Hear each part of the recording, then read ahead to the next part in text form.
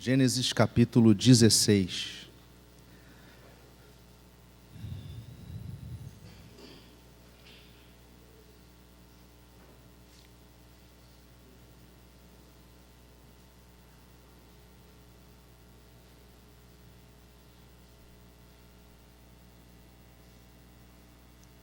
É um capítulo curto, mas como a maioria de vocês sabem, nós temos falado às noites, no culto da noite, sobre o livro de Gênesis. Temos feito a exposição do livro e tentado tirar dele lições práticas para a nossa vida. Vamos ter uma palavra de oração assentados mesmo? Senhor, a Tua palavra é realmente tremenda aos nossos ouvidos e aos nossos corações. E para que ela possa fazer efeito em nossas vidas, é necessário que o Teu Espírito ministre a Tua palavra aos nossos corações. Nossos corações que muitas vezes são duros, muitas vezes idólatras e rebeldes, nos fazem nos afastar de Ti. Mas, Senhor, em nome de Cristo Jesus, que esta noite todo pensamento e todo coração seja tomado cativo a Ti. E que a Tua palavra opere em nós, opere e produza frutos em nossos corações. Que o Senhor assim faça, e faça para a glória e honra do Teu santo nome, usando a minha vida apenas como um canal de comunicação. Que o Senhor perdoe os nossos pecados e fale conosco. Nós oramos apoiados e crendo no poder e no nome de Jesus Cristo, nosso Senhor. Amém. O texto é Gênesis 16, nós vamos do verso 1 ao verso 16. Tá? Podem abrir suas Bíblias, todos abriram? Nós vamos ler de forma responsiva, ok? Eu lerei os versos ímpares, os irmãos os versos pares, e o último verso a gente lê junto. Diz assim a palavra do Senhor, Gênesis 16, 1. Ora, Sarai, mulher de Abrão, não lhe dava filhos, tendo, porém, uma serva egípcia, por nome Agar.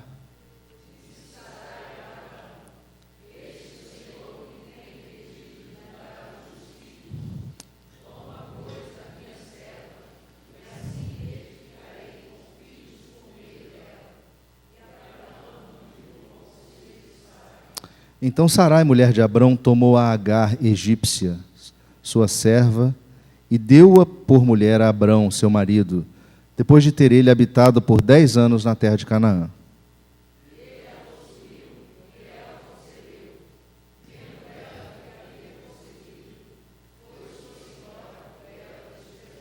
Disse Sarai a Abrão: seja sobre ti a afronta que se faz a mim. Eu te dei a minha serva para possuíres. Ela, porém, vendo o que concebeu, desprezou-me. Julgue o Senhor entre mim e ti.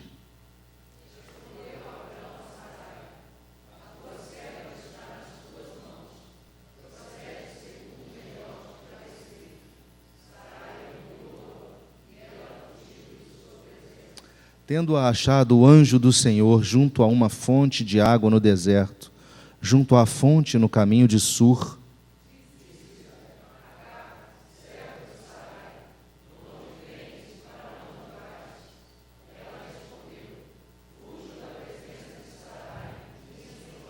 Então lhe disse o anjo do Senhor: volta para a tua senhora e humilha-te sob suas mãos.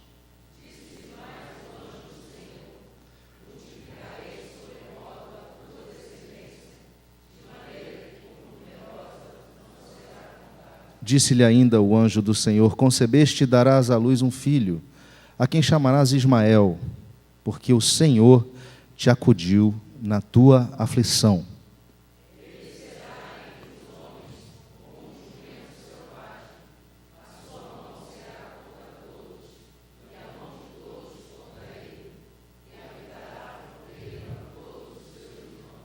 Então ela invocou o nome do Senhor que lhe falava: Tu és Deus que vê, pois disse ela: não olhei eu neste lugar para aquele que me vê?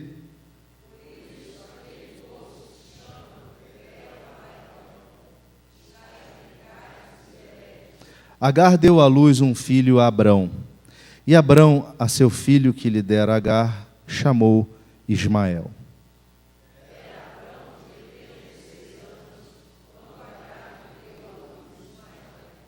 Irmãos, quando a gente lê um texto desse, a gente é levado a pensar na nossa própria vida.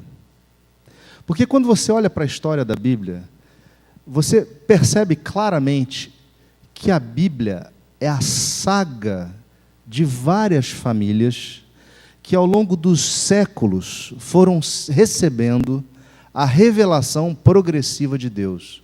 Deus foi progressivamente se revelando a homens e mulheres, dizendo quem Ele era, quais eram os seus atributos, o que Deus queria e demandava de cada ser humano.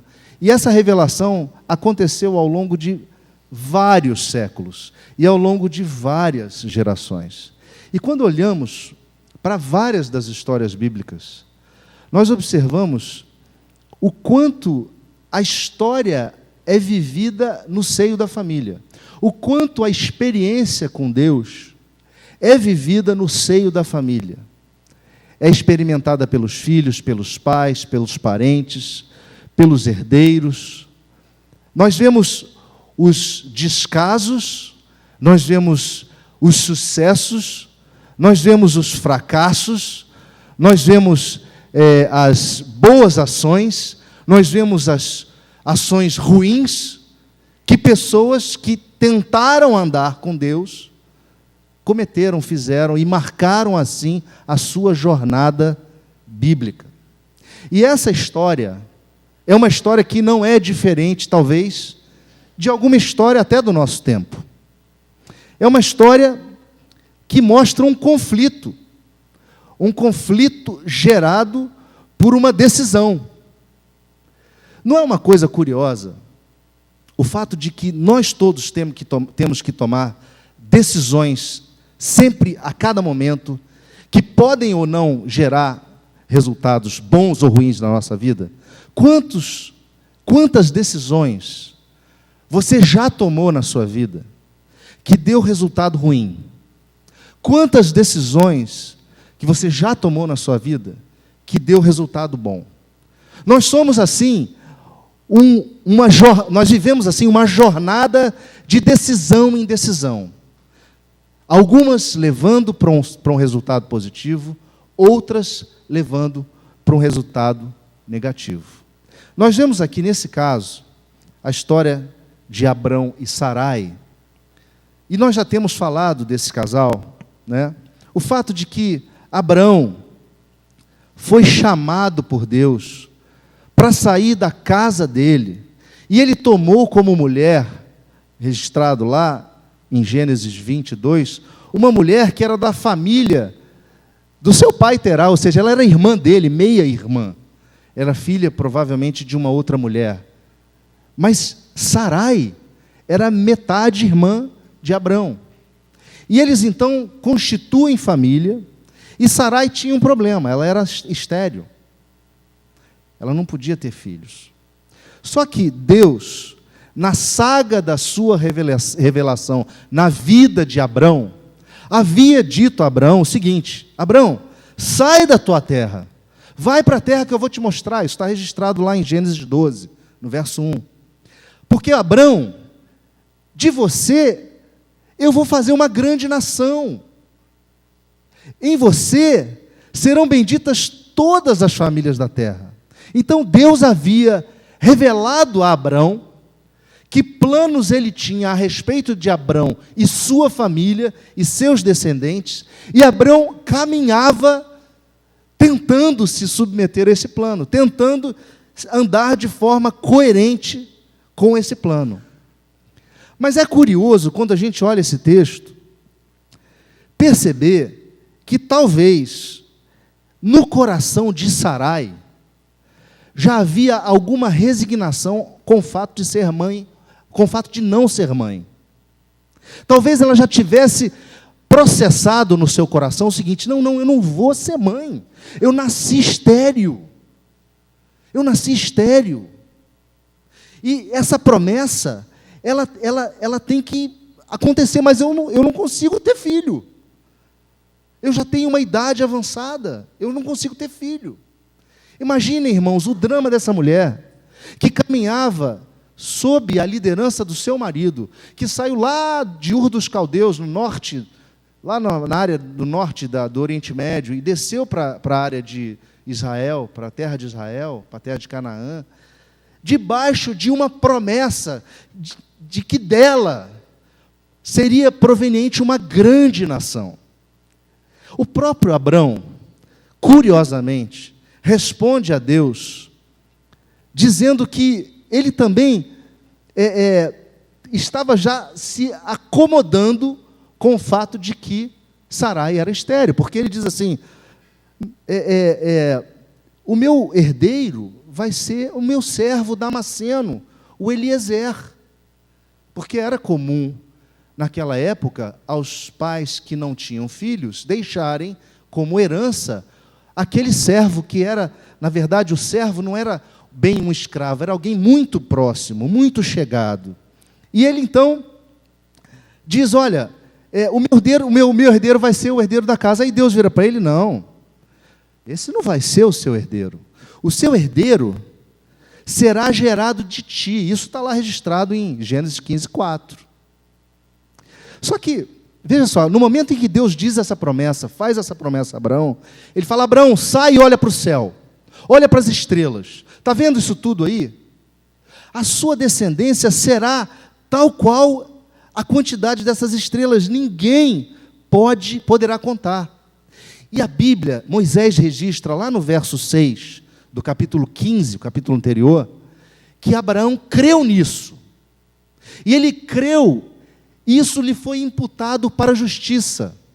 Isso foi feito para que ele fosse justificado por sua fé. E é curioso, porque quando vemos o apóstolo Paulo lendo esse texto e falando da questão da justificação pela fé, ele usa o exemplo de Abraão, e ele diz que o Abraão, lá está registrado em Romanos 4, dos versos 19 a 22, diz o seguinte, que Abraão, sem enfraquecer na fé, embora levasse em conta seu próprio corpo amortecido, sendo já de 100 anos, e a idade avançada de Sara, não duvidou por incredulidade da promessa de Deus, estando plenamente convicto de que Deus era poderoso para cumprir a promessa, e pela fé se fortaleceu. Então Paulo lê a história de Abraão, faz essa leitura e diz, ele creu. Mas, irmãos, honestamente, de fato creu. Mas é importante a gente perceber o seguinte, havia, de fato, na vida de Abrão e Sarai, um contraste claro entre a fé que ele professava ter e a ação que ele, de fato, tomava. Veja só, ele era um ser humano como qualquer um de nós. E ele havia recebido a promessa, de que seria pai de uma grande nação. O escritor aos Hebreus vai dizer lá no capítulo 11, né, que pela fé a própria Sara recebeu o poder de ser mãe, e não obstante o avançado de sua idade, pois teve por fiel aquele que lhe havia prometido, lhe havia feito as promessas. Mas esse contraste que há em Abraão fica evidente nessa situação aqui. Por quê? Porque Abraão cedeu a uma proposta de sua mulher que ia contra o que Deus havia prometido. Nós vamos ver já já. Mas o que eu queria chamar a atenção de vocês é o seguinte, este homem, pai da fé, herói da fé, era um homem sujeito às mesmas dificuldades que nós estamos sujeitos hoje. Ele é um homem que também tropeçava, era um homem que também tinha limitações. E ele, neste momento, vacilou. Calvino diz que esse vacilo de Abraão, nesse momento em que Sara faz uma proposição de tomar a serva de Abraão, permitiu a entrada de uma prática, que era uma prática contra a vontade de Deus, que era a prática da poligamia. Era uma prática que, ainda que existisse naquele tempo, não agradava a Deus, não era o plano original de Deus. Deus não havia feito o homem para ter várias mulheres. Deus havia feito o homem para ter uma mulher só. E era costume naquela época, e isso fica evidente em relatos e até mesmo na arqueologia, no código, no famoso Código de Hammurabi, que é um código de leis daquela época, próxima daquela época, que não havia proibição do homem tomar a sua escrava, a escrava de sua mulher, para que ela se tornasse a mãe da descendência. Ou seja, se a mulher é estéril, o homem poderia ir lá, pegar a escrava e ter com ela filhos, para que esses filhos continuassem. Só que isso, irmãos, era uma prática do tempo, era uma prática da região, não era o plano de Deus, não era o que Deus queria. Então, o que eu queria ver com vocês nessa noite são 3 aspectos dessas questões do texto, da vida dessa família. A primeira é a seguinte: nós tomamos decisões, irmãos, e nós colhemos os resultados dessas decisões. Nós tomamos decisões e nós colhemos os resultados. Paulo, escrevendo aos Gálatas, ele diz que aquilo que o homem semear, isso ele vai também colher, isso ele vai ceifar. Porque o que semeia para a própria carne, da carne colherá a corrupção. Mas o que semeia para o Espírito, do Espírito colherá a vida eterna. Vejam só qual foi a leitura de Sarai. Sarai olhou a situação e fez a seguinte leitura fria. Ora, o Senhor tem me impedido ter filhos. Ela fala isso, verso 2. Eis que o Senhor tem me impedido dar à luz a filhos.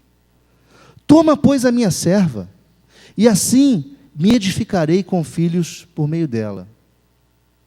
Sarai disse, olha, Deus falou a Abrão que nós teríamos uma descendência, mas eu acho que isso está meio demorado. Mas eu acho que essa promessa, será mesmo que ela vai acontecer? Então, Abrão, vamos fazer o seguinte, vamos resolver essa questão aqui no plano terreno, no plano prático, no plano do que a gente enxerga, e vamos resolver a parada? Percebam que ela não perguntou a Abrão, Abrão, você, que tal? Você gostaria? Não, ela já foi dizendo, olha, vamos fazer assim, e ela convenceu o pai da fé. Irmãos, tem noção? A Sarai convenceu Abrão de que ele tinha que tomar por filho, melhor dizendo, por mulher, a serva, para que dela nascesse um filho, que então, sim, seria a sua família bendita. Aquela mulher vacilou e fez o seu marido vacilar.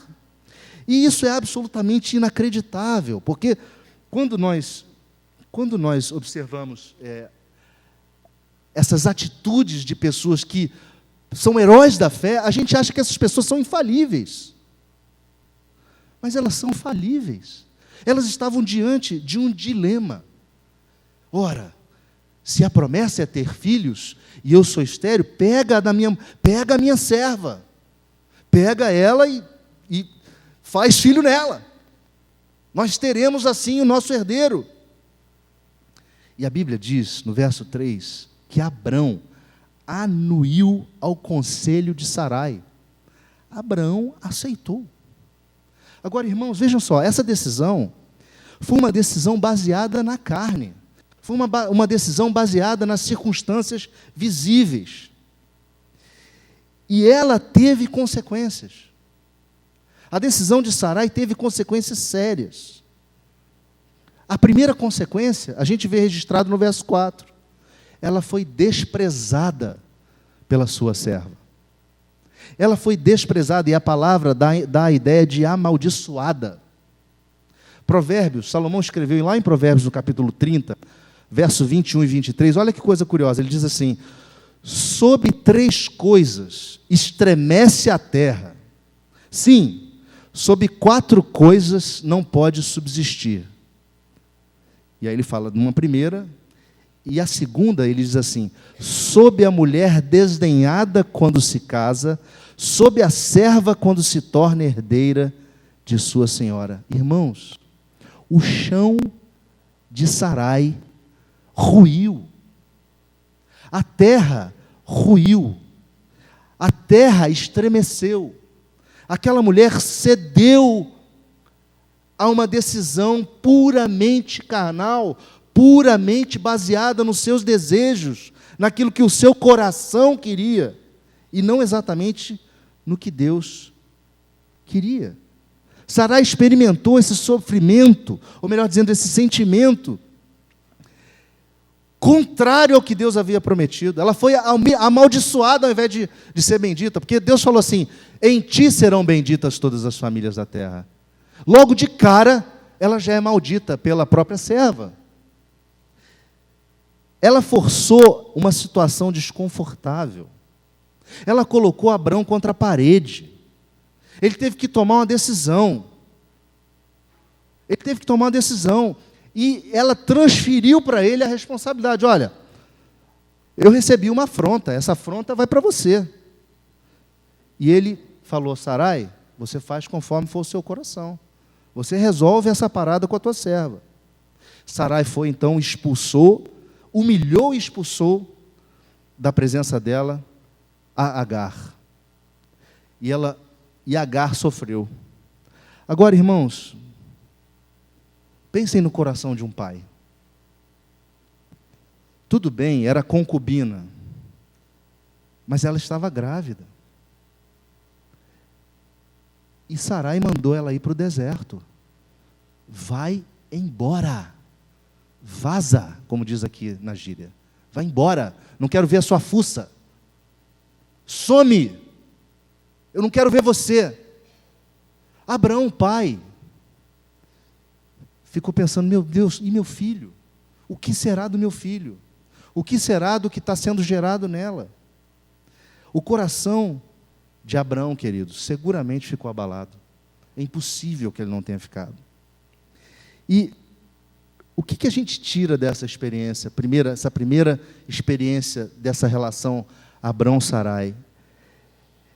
É que a gente precisa entender, irmãos, as nossas fragilidades. Nós precisamos entender que nós somos suscetíveis a errar. E quando nós vamos tomar decisões, se nós tomamos essas decisões longe da orientação de Deus, desprezando a promessa de Deus, desprezando aquilo que Deus já comunicou a você que Ele quer fazer de sua vida, a chance de acertar é mínima, é próxima de zero. Nós vamos errar. Mas é importante que a gente esteja atento à voz de Deus e não à voz do nosso coração. Porque o coração é enganoso.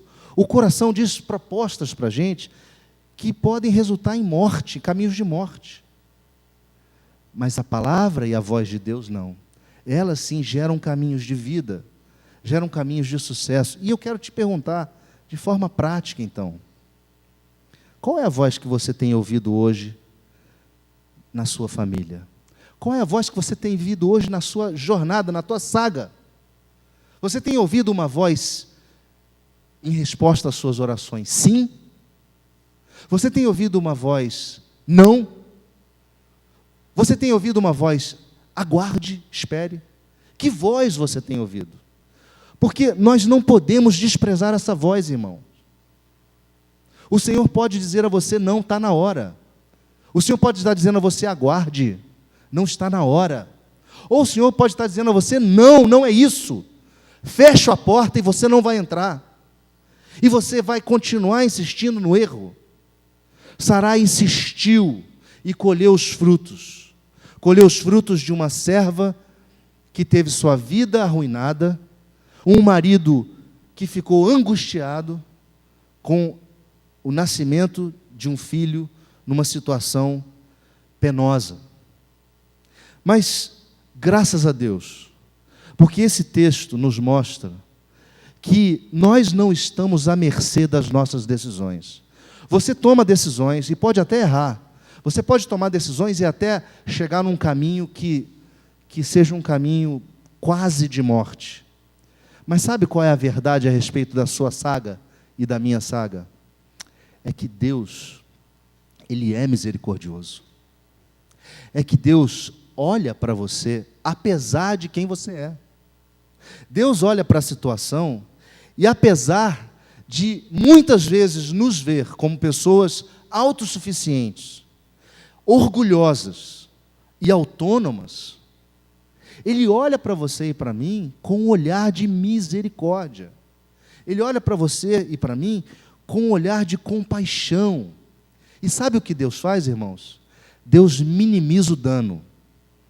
Deus minimiza o dano, porque Ele é um Deus misericordioso. Vejam só, o verso 7 é a evidência de que Deus tem uma misericórdia que vai muito além da razão. O anjo do Senhor, e aí observem, quando o texto bíblico relata o anjo do Senhor em maiúsculo, o A é maiúsculo, isso significa que é uma teofania. O que é uma teofania? Uma teofania no Antigo Testamento é a manifestação da segunda pessoa da Trindade, que é o próprio Cristo. Olha que coisa curiosa, o próprio Cristo buscou essa mulher que foi desprezada no deserto. Essa mulher que já tinha se virado e indo rumo ao Egito.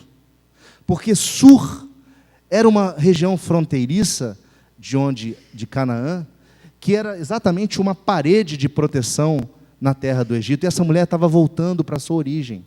Ela estava voltando para a sua casa.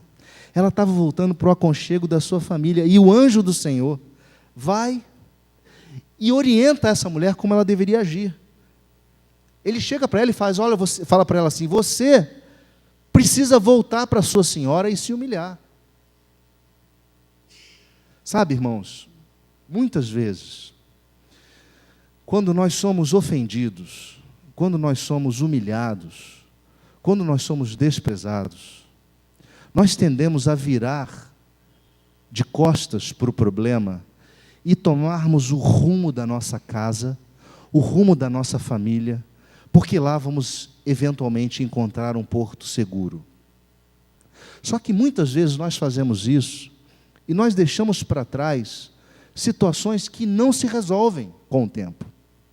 Nós viramos as costas e ignoramos situações que precisam ser resolvidas, situações que precisam ser encaradas, situações que precisam ser enfrentadas, que precisam ter olho no olho, e situações nas quais nós precisamos nos humilhar. Mas nenhum de nós quer se humilhar, porque em nós reside um coração que não gosta de humilhação. Mas o anjo do Senhor falou para essa mulher: você tem que voltar para ela e você tem que se humilhar. Você tem que ir lá e estar na presença dela e você vai colher esses frutos. Mas volte para ela. Nós, às vezes, irmãos, não fazemos isso. Nós não voltamos para a origem do problema. Nós deixamos o problema lá, viramos as costas para ele e tomamos rumo ao Egito. Vamos embora para o lugar de onde viemos, mas não encaramos o problema. Nós precisamos saber, queridos, que o nosso Deus é um Deus que habita no coração humilde e no coração contrito. Vejam o que diz o profeta Isaías no capítulo 57, verso 15. Ele diz assim: porque assim diz o alto, o sublime, o que habita a eternidade, o qual tem o nome de santo. Habito no alto e santo lugar, mas habito também com o contrito e abatido de espírito, para vivificar o espírito dos abatidos e vivificar o coração dos contritos. Salmo 51, 17 diz assim: sacrifícios agradáveis a Deus são o espírito quebrantado, coração compungido e contrito, não o desprezará, ó Deus. Irmãos, o anjo do Senhor olhou a aflição de Agar no deserto e se compadeceu dela e deu a ela direção para ela encontrar rumo de novo para a vida, porque aquela mulher ficou sem rumo. Aquela mulher grávida ficou sem rumo. Ele consolou aquela mulher. Quantas vezes, irmãos, nós precisamos desse consolo? E quantas vezes o fato de não quebrantarmos o coração faz com que o consolo do Senhor não chegue aos nossos corações? Nós estamos com um olhar altivo, um olhar da autossuficiência. Deus quer que diante dos nossos erros, diante das decisões tomadas que têm causado erro, que têm causado problema, ou que nos levam a um erro, nós sejamos humildes e tenhamos um coração quebrantado para que Ele possa efetivamente trabalhar. Porque Ele é um Deus que trabalha num coração quebrantado. Nós precisamos entender que esse nosso Deus é um Deus misericordioso e que Ele ouve a nossa aflição. O texto diz que o Senhor ouve a aflição. O nome Ismael é Chamá-El. Chamá é ouve, El é Deus. É o Deus que ouve. Ismael é o Deus que ouve, é um nome que traz por trás o significado daquele que ouve as nossas aflições, pela sua própria misericórdia, amor e graça por nós. O texto de Salmo 103 diz assim, que o Senhor é misericordioso e compassivo. Ele é longânimo e assaz benigno. Ele não repreende perpetuamente, nem conserva para sempre a sua ira. Ele não nos trata segundo os nossos pecados, nem nos retribui consoante as nossas iniquidades. Irmãos, uma coisa que nós aprendemos nesse texto e na experiência de Agar, é que Deus é misericordioso. A experiência de Sara também mostra que Deus é misericordioso. Sabem por quê? Porque Sarai vira para Abrão e diz assim, julgue o Senhor entre mim e ti. Essa mulher pediu o juízo de Deus. E essa mulher havia levado o seu marido ao erro. Se Deus efetivasse o juízo sobre ela, Ele pesaria a mão sobre ela e ela seria fulminada. Deus não fulminou Sarai. Sabem por quê? Por causa da terceira coisa que a gente aprende nesse texto. Porque independente dos nossos erros, e por causa da sua misericórdia, Deus leva a cabo o seu plano, que vai muito além da sua e da minha limitação, do seu e do meu erro. Deus leva a cabo o seu plano, porque Ele tem um plano soberano, porque Ele tem uma vontade soberana, porque Ele cumpre aquilo que Ele diz. Deus não é homem para mentir, nem filho de homem para se arrepender. Ele cumpre aquilo que diz. Então Ele não é apenas um Deus misericordioso, que tem compaixão de nós, dos nossos erros, das nossas mazelas, das decisões erradas que nós tomamos. Mas Ele é um Deus que tem um plano. Ele é um Deus que age sobre nós com a sua providência, com o seu conselho soberano. O conselho que vai muito além do nosso entendimento. E o texto nos mostra que, depois que Ismael nasceu, 14 anos depois, Sarai engravidou. Então, independente de toda aquela crise que Sarai gerou com Abrão, fazendo com que ele tomasse uma concubina como mulher, trouxesse para o seio da família um filho que não era dela, vivenciasse aquela situação de crise com a serva, gerasse uma instabilidade no coração de Abraão, ainda assim, Deus foi misericordioso com essa família, e ainda assim, Deus cumpriu o seu plano, porque o seu plano é soberano, porque Ele cumpre os seus desígnios. Não há nada, nem ninguém, que possa mudar o plano de Deus. A questão toda é a seguinte: o quanto você e eu sabemos do plano de Deus. Porque o Senhor diz, os meus caminhos são mais altos do que os vossos caminhos, e os meus pensamentos são mais altos do que os vossos pensamentos. Não há como você e eu sabermos o que nos espera depois da curva. Não há. Mas nós precisamos crer que, a despeito das nossas decisões, que têm eventualmente nos levado a errar, que têm eventualmente nos levado a sofrer, nós tememos um Deus que é misericordioso, que olha para as nossas situações, que reverte a nossa situação em bênção, transforma a tragédia em bênção e, ainda mais, cumpre em nós o seu soberano plano. Queridos, caminhar assim é caminhar na alegria. Caminhar assim é caminhar com segurança. Caminhar assim é caminhar sem vacilar, ainda que a gente possa tropeçar. Porque, como falamos, nem vocês, nem eu, nenhum de nós somos perfeitos, nós somos pecadores, nós somos limitados, nós tomamos decisões erradas. Mas a misericórdia do Senhor nos assiste, e o seu plano e a sua providência nos conduzem, porque nós caminhamos debaixo do seu conselho, que é um conselho justo, bom, perfeito, agradável, maravilhoso. O conselho do Senhor é justo, é bom, é perfeito, é agradável, é maravilhoso. Que você possa crer nisso, que você possa caminhar crendo nisso, que você possa saber que você vai errar, mas que você pode contar com a misericórdia do Pai, e que você pode andar debaixo de um plano soberano, bom, perfeito, maravilhoso e justo. Que seja assim na sua vida, que seja assim na minha vida, e que a gente caminhe com essa alegria. Amém? Eu queria que a gente cantasse aquele cântico, Senhor, Tu és bom, Tua misericórdia. O pessoal da equipe vem. Vamos ficar de pé e vamos cantar esse cântico?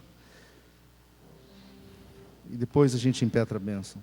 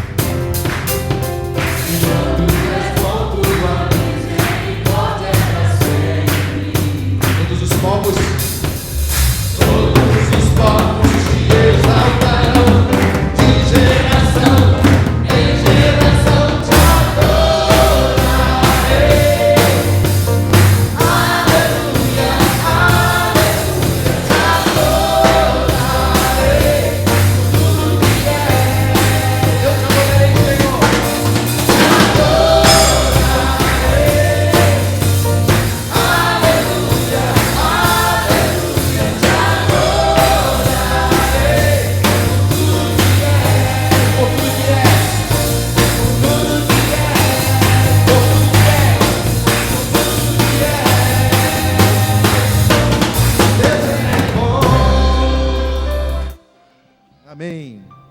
Vamos curvar a fronte e vamos orar. Senhor, muito obrigado porque a tua misericórdia dura para sempre e de geração em geração a tua fidelidade. Nós te agradecemos por estes momentos de adoração e louvor ao teu nome.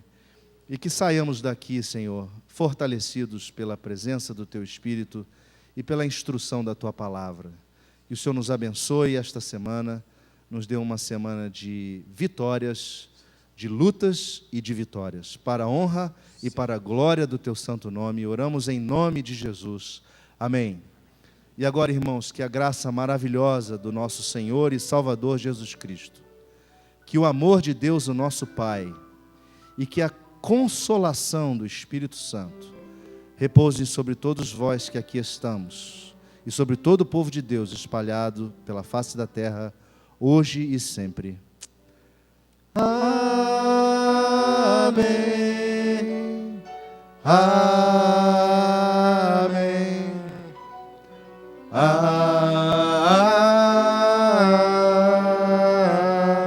Amém. Amém. Pode sentar-se.